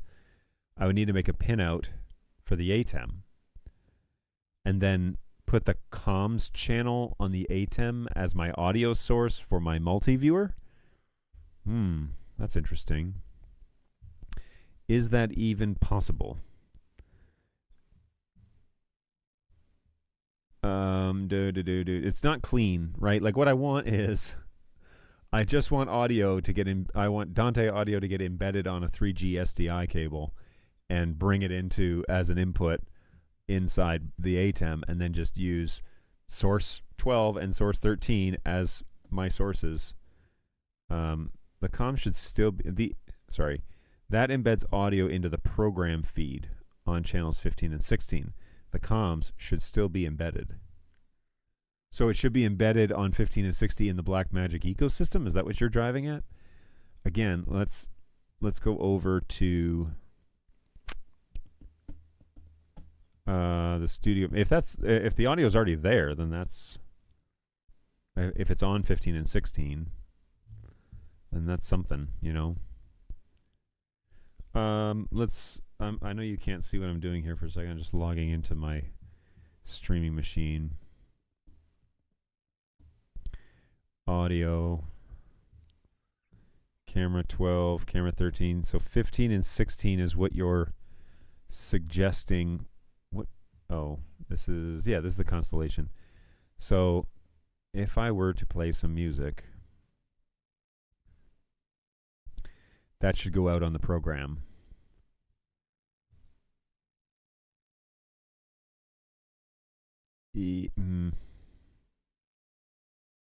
I don't know if the soundboard has to be on for this to work. So let's just try it. Let's just see what we do here.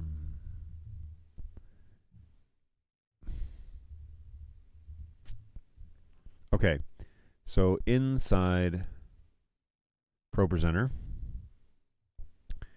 we are just going to start our playlist, which is here. Okay, that's going. Audio going out. So now we're going to go back to here. Okay, there's nothing on 15 and 16.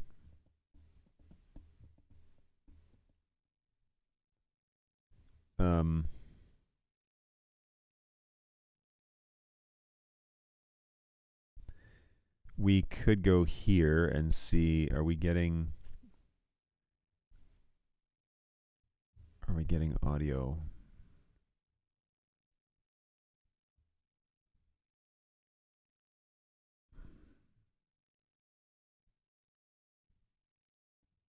No. We are not getting audio from... Oh, you know what? That may be wrong. Let's go to the outputs. Okay, so we're getting nothing on program, which means that because the board's off, it's not passing the program audio to the system. All right, well, that's still an interesting thought as to how to make that all work. I guess open up a recording and look for audio on 15 and 16, not audio inputs 15 and 16, in the audio embed of program. Okay, so audio embed of program, audio production talkback is what I have it set at. Well, that's interesting. I still think the whole rig needs to be turned on, though, in order for it to work. Well, my camera is very crooked.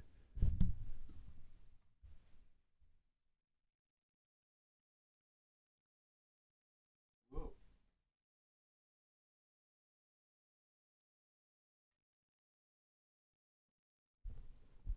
All right, that's kind of better. Okay, let's go with that for now. So,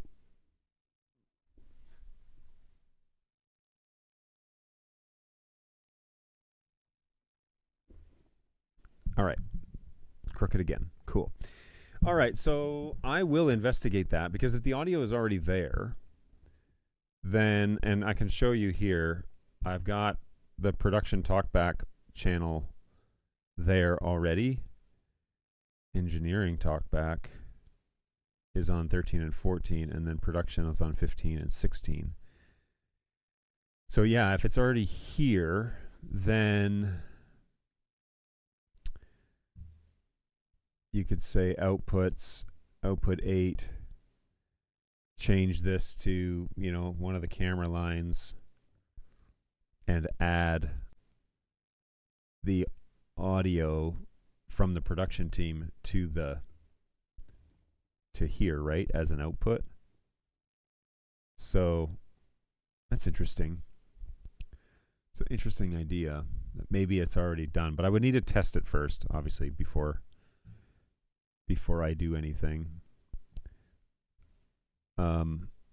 Sources. Do I have any sources open? Yeah, I have all of these open. So we're good there, bringing stuff in. And then, oh, I might be full up here, though.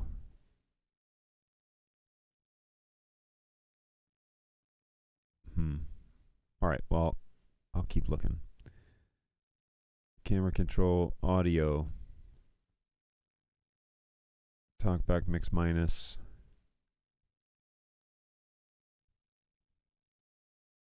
Yeah, it's fun to kind of think through how to achieve this, because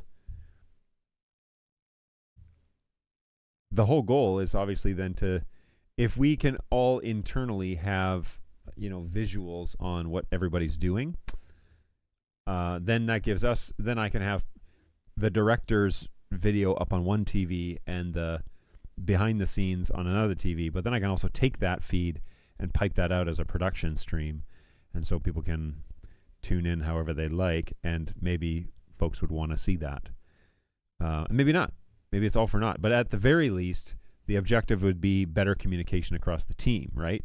So that's where I'm hoping that we will see improvements is having people on camera that are on the tech team being able to see each other and communicate with each other clearly.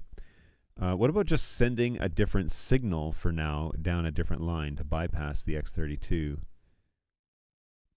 All ATEM outputs always get the full 16 channels of program audio. Okay. Interesting. So I have to think it through because I'm just not.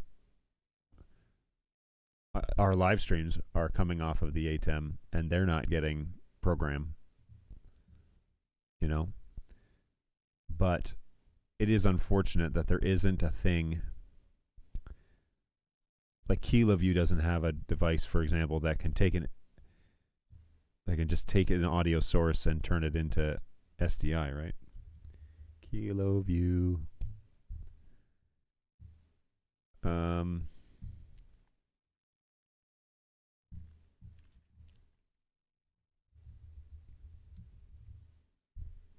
No results. They don't do any Dante stuff. AJA. They have some products. All right, let's just take a quick little peek over here again. Honestly, I would prefer to just buy a piece of hardware that does the thing I want it to do. That's my process. But if the product doesn't exist, and it certainly doesn't need to be $3,000 or $2,000. If it was just, oh, what is that? BNC 12G coax to transceivers. Okay. How strange. All of these products, though, are in the thousands, and I was thinking it was going to be a $500 product, you know. So that's a shame. This, however, is kind of a cool idea. I wonder if, like, there's no way to add the audio to the NDI source, but if there was, if I could have the program audio like Dante to NDI. Yeah, if I do Dante to NDI and then bring in an NDI source into the multi-viewer and then pipe that whole multi-viewer out, then that would work, right? So maybe that's the solution. So BirdDog has that conversion software, right? That takes Dante and convert Dante Bridge. Is that what it's called? Available now. NDI to Dante or Dante to NDI. So that's kind of what I'm thinking. Convert it via computer. Again, another computer needed. So this goes into the conversation about maybe we need a rack-mounted computer that I could KVM into. And then I could run this little software on there.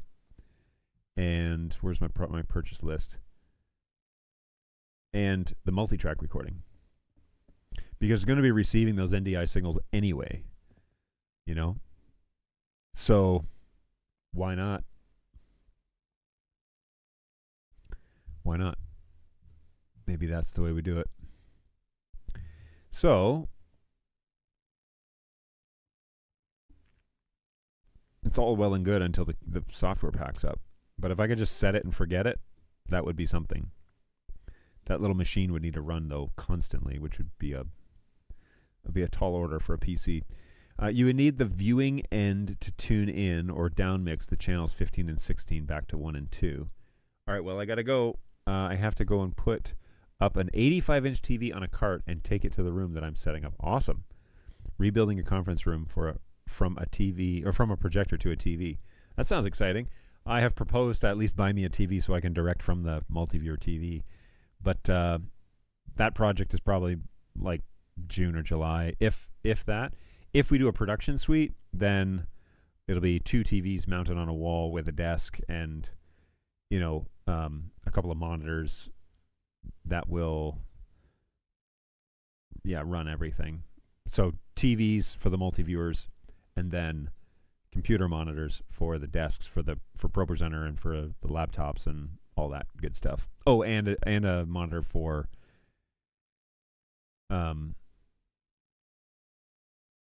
I guess we wouldn't. Well, yeah, I guess we wouldn't need it in the production booth. But anyways, I'll think it through. But great to see you, Bugsy. Take care of yourself, buddy, and we'll see you next time. All right, so that project is I'm pitching it as a communication project for the production team, but also then having the option to like pipe that out to a separate channel so that people can watch the production behind the scenes. So that's kind of fun. I'm really excited about that. And if I can whittle that price down, that would be even better. We've talked about the Dante recording option, one with the Tascam and one with just the PC, and then the network backbone. So those are my future projects that are coming up that I'm pretty excited to figure out, map out, get started. We've already purchased the Dante card for our X32. It's not even ours. It's a part of the main shop.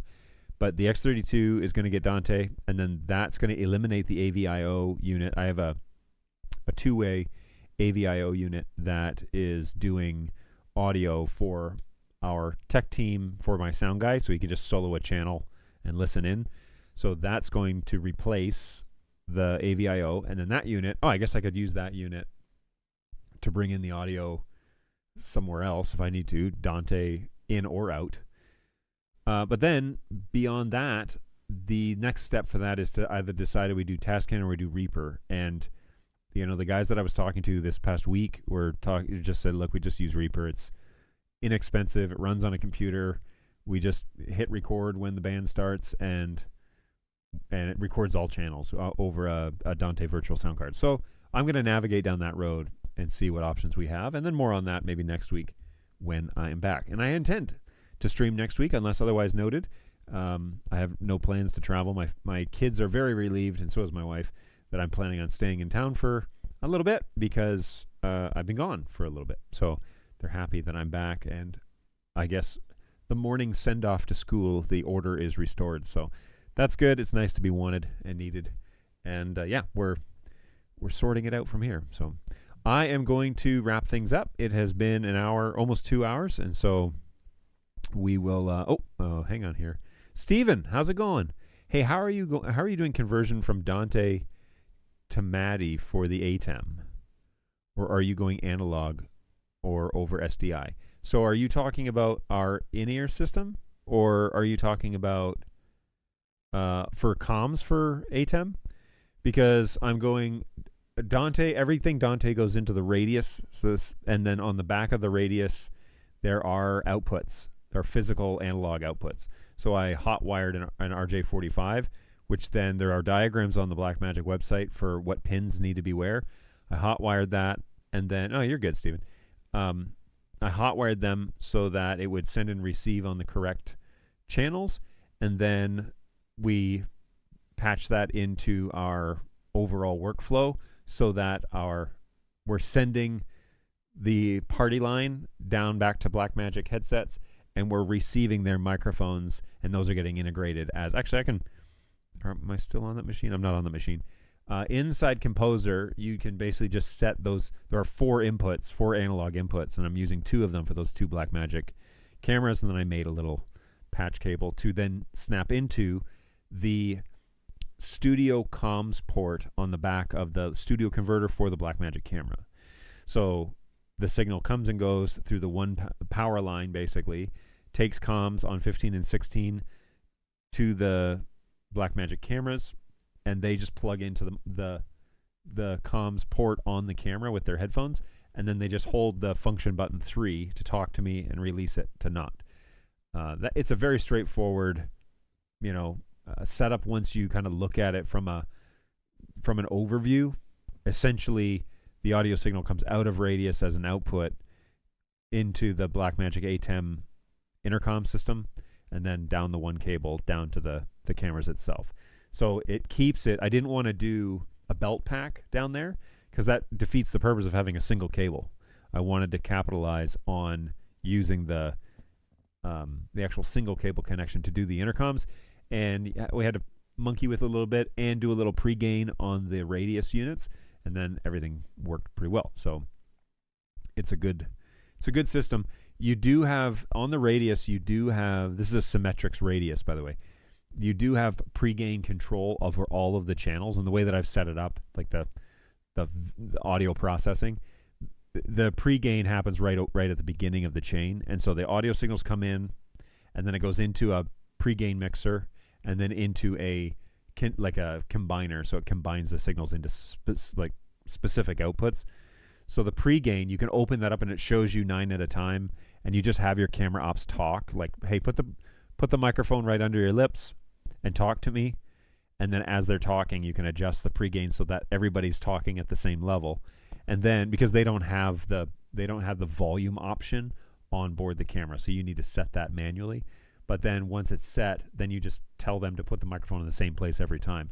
So we always have camera ops that show up and their microphones are like way out and they're trying to talk, and I'm like, no. These are super sensitive microphones, so they need to be right up against your mouth. And then you don't have to talk as loud, and you can keep it nice and tidy, but we can hear you nice and clear as well. Oh, that's very clever and clean. I need to do something similar. Also looking to bring main program audio to the ATEM.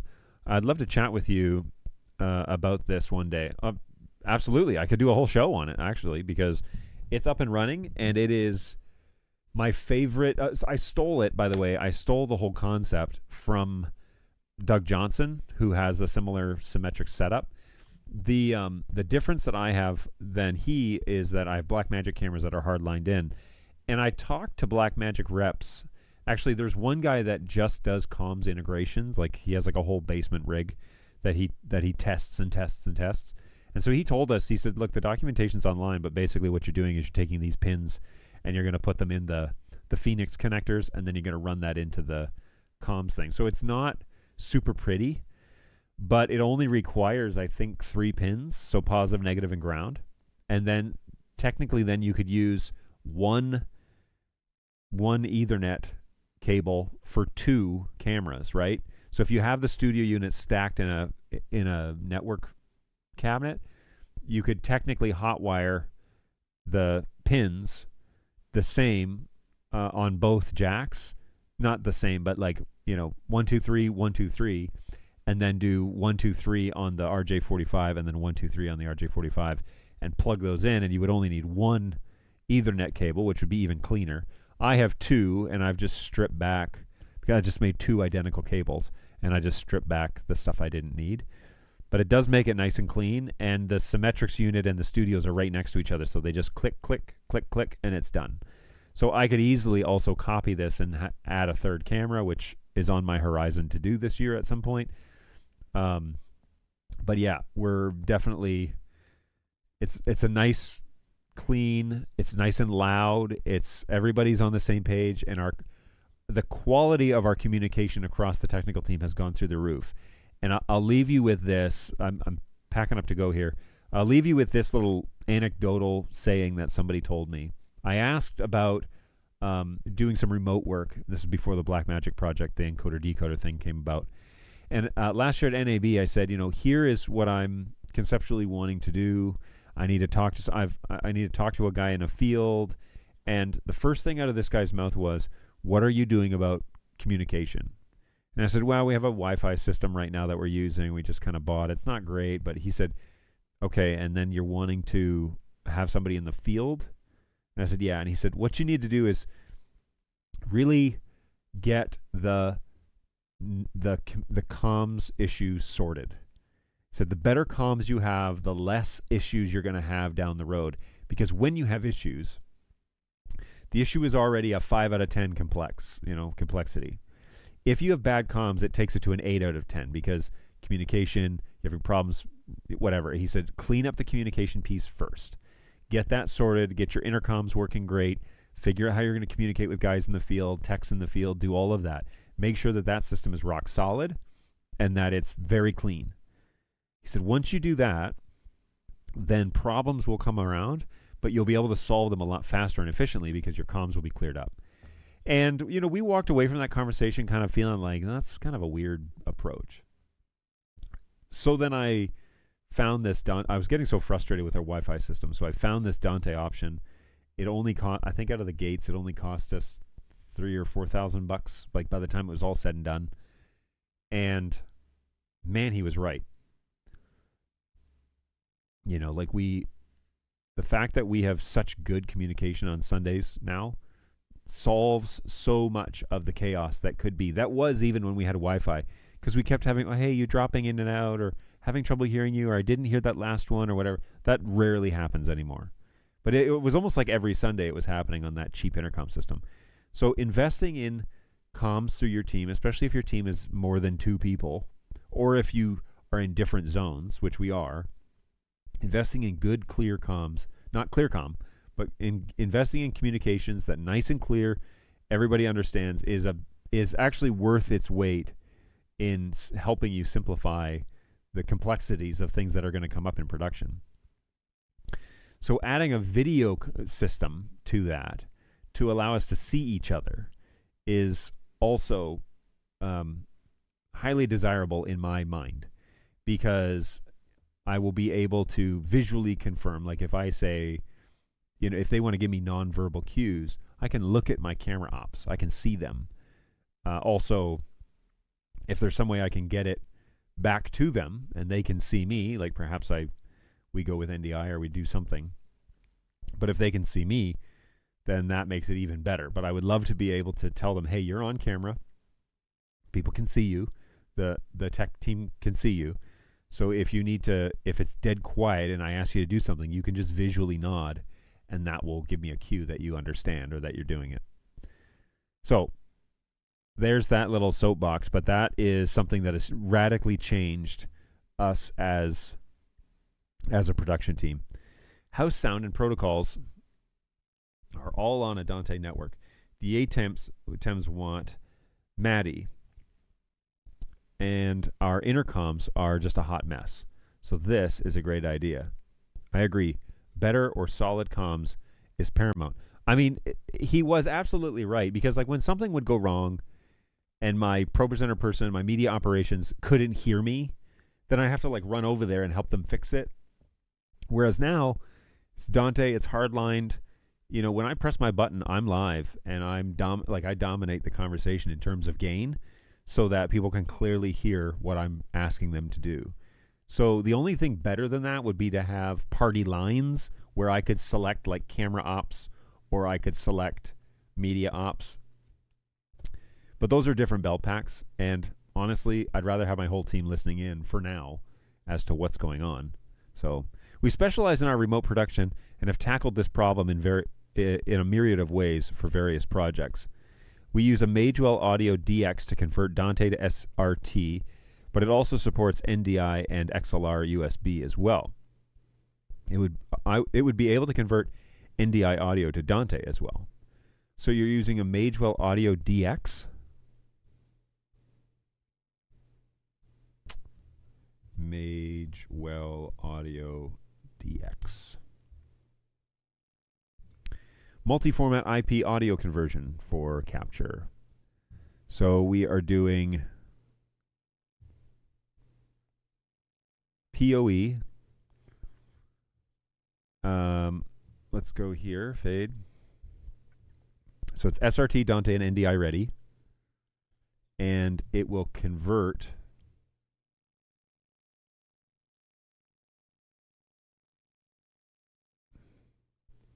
unbalanced and balanced, 3.5, 4.4 into 24-bit. Oh, no, that's inputs. And we'll encode it to 8 channels of 12-bit Dante streams.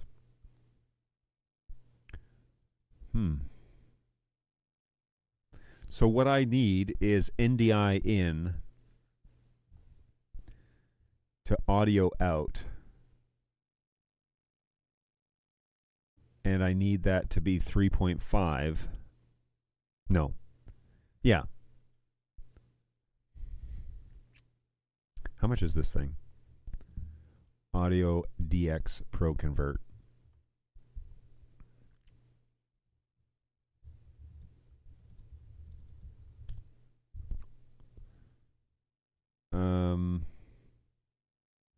Okay, these guys don't have it.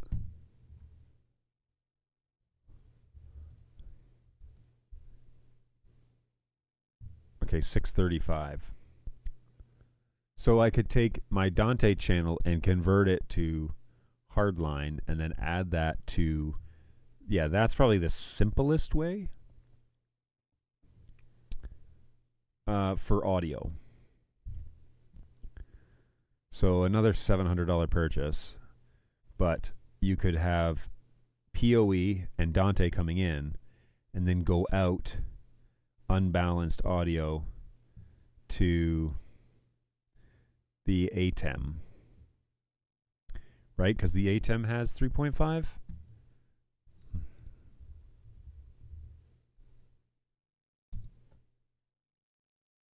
think we have the HD version.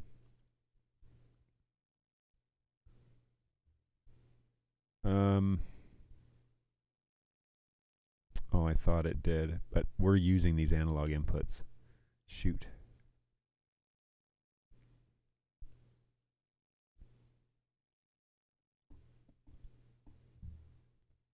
So no. Don't have the option here to come in via. So where else, how else could I get it into the stream? It's already Dante. Ah, shoot. See, this is I need it to be SDI, right? That's the easiest way of doing this, is to convert it to SDI and put it on one of these inputs. Put this whole show on 19 and 20 as SDI. But in order to convert it to SDI, I need Dante to SDI is what I need. Products, convert, IP decoders. Ooh, rack-mounted solutions.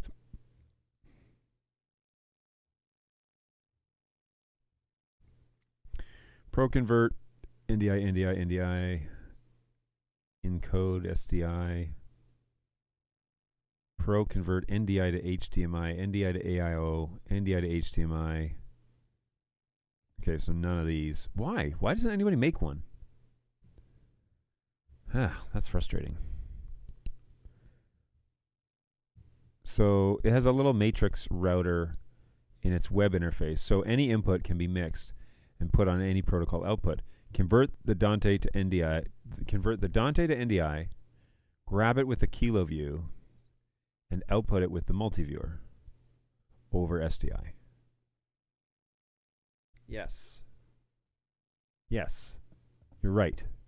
Right. So for the ATEMs, Dante to SDI or Dante to MADI are the best ways in. The ATEMs have, the ATEM minis have 3.5.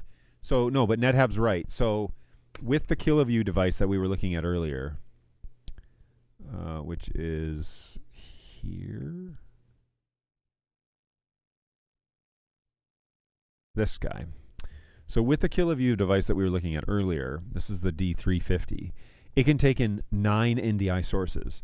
I'm going to have 6 because I'm going to also need to convert our program out to NDI.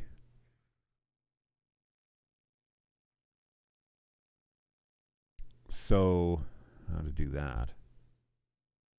Program out to NDI.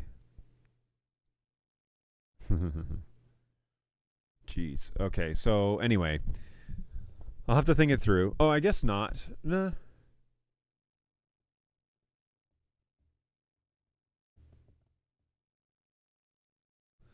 So the disadvantage here is that I want the ATEM program to also be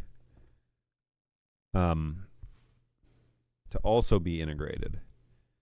So I could come out program out of an HDMI and into here somehow, right? And then I could add that input source as the program, because I want the behind the scenes crew, and then I want the program at the top, and probably the main production one at the top, and then all the other participants below. So that would be a 1, 2, 3, 4, 5, 8, 9, 10, or a 9, or whatever we want to do there. All right, well, I'll map this out because I know I have HDMI outputs. Matter of fact, I have HDMI outputs on my other ATEM, which is just an ATEM ISO Extreme. So, oh, you know what? I have SDI outputs on there.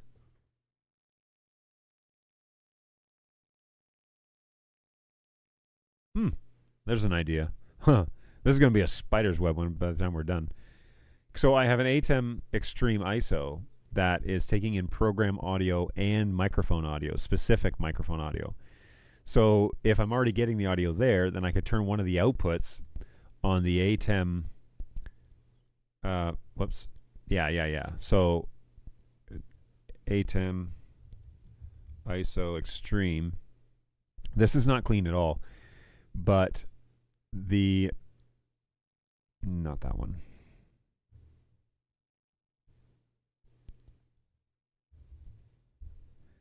ATEM ISO SDI is the one that we have, and it's the 12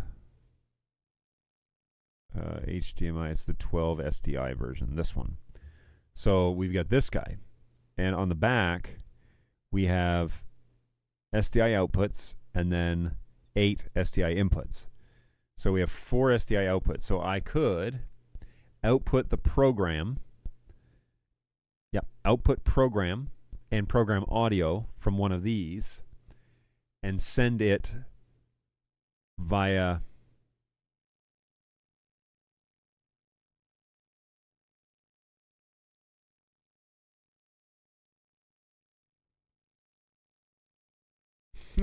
shoot. All right. I'm going to map it out and not try and do it live here on the show because this is like messing my brain. So I will actually physically write it out and then present this maybe next week as the potential. I always like using the ATEM's own multiviewer and then layering in the behind the scenes footage or feeds over the preview box. Yeah, that's something I've considered.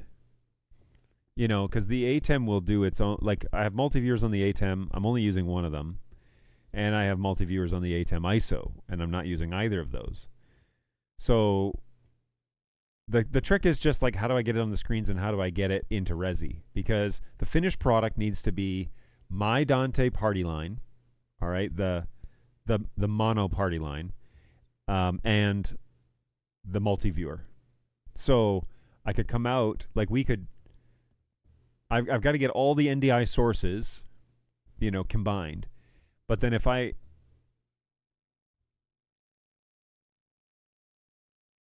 yeah, so I can't come out of the ATEM via SDI without taking over the SDI port on the D350. So let me map it out. Let me see what I can do. I'll draw it out and then I'll present something next week with it actually how I think it will actually work. That'll be really fun, and then we'll figure out if it makes more logical sense just to NDI everything, because that's kind of what we're trying to do, right? I was trying to make it simple by just buying NDI cameras, sending the NDI signals to a single device that would combine it for me in a multi-viewer, and then I could output that multi-viewer and the audio to multiple places. That's all I want to do. So I don't want to like keep over integrating, but it may be the only option I've got. So, all right, let me wrap this up because now it's 12 o'clock. So we've been on the show for 2 hours. Man, I really appreciate you guys chatting away with me here. It's been a great show, and thanks for hanging on. Always a blast to have you around and to get a chance to actually talk. So feel free to like the stream if you don't mind. Subscribe if you haven't. That would be helpful. Oh, the channel's like slowly creeping up with people who are following along. So that's pretty exciting that we're slowly growing the channel again, not just my Bird Dog channel, which is still gaining followers, even though it's been dead for quite a while. Yeah, there's still lots. So we can discuss all of that. If Stephen, if you're serious, I will set a show to talk about the comms setup that I have, and I can show you more specifics about how it was that I did that, and I can even provide some documentation that you can use if that interests you at all. So next week we'll talk about those two things. We'll start with what my plan is for that behind the scenes production stream, and then we will get into the comms layout. So if you're here or not, Stephen, at least it'll be recorded. You can watch it afterwards. So let's plan on that next week. We'll see you guys same time, same place, right here on YouTube and over on the Keystone YouTube page if you're interested. I'm in both of those places. Try to be at 10 o'clock on Thursdays. I'm planning on being here. So Let me know how. Let me know if you can join us. Please like and subscribe to the channel, and we will see you all in the next one. Take care of yourselves, guys. Later.